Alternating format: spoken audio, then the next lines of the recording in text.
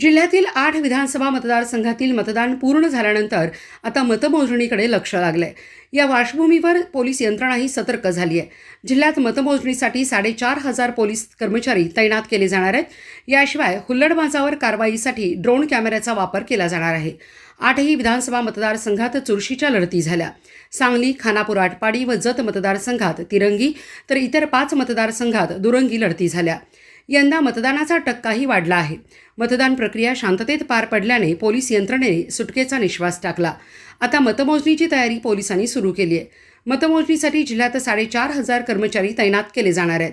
मतमोजणी केंद्रासह संवेदनशील भाग, प्रमुख चौकात पोलिसांचा तगडा बंदोबस्त ठेवला जाणार आहे. पोलीस अधीक्षक संदीप घुगे, अपर पोलीस अधीक्षक रितू खोकर, जिल्हा विशेष शाखेचे सुधीर भालेराव यांनी मतमोजणी बंदोबस्ताची आखणी केली आहे. निमलष्करी दलाच्या 9 तुकड्या तैनात करण्यात आल्यात. पोलीस दलाकडील 3,000 कर्मचारी, होमगार्ड असा तगडा बंदोबस्त तैनात केला जाणार आहे. सांगलीत तरुण भारत क्रीडांगणावर मतमोजणी होत आहे. या रस्त्यावरील वाहतुकीतही बदल केले जाणार आहेत. दरम्यान सांगलीतील मतमोजणी बंदोबस्तात पोलीस उपअधीक्षक विमला एम यांनी सायंकाळी पोलीस निरीक्षकांची बैठक घेत आढावा घेतला. या बैठकीला पोलीस निरीक्षक संजय मोरे, बयाजीराव कुरळे, किरण चौगुले उपस्थित होते. मतमोजणीनंतर शहरात कुठेही अनुचित प्रकार घडू नये याची खबरदारी घेण्याची सूचनाही त्यांनी केली आहे.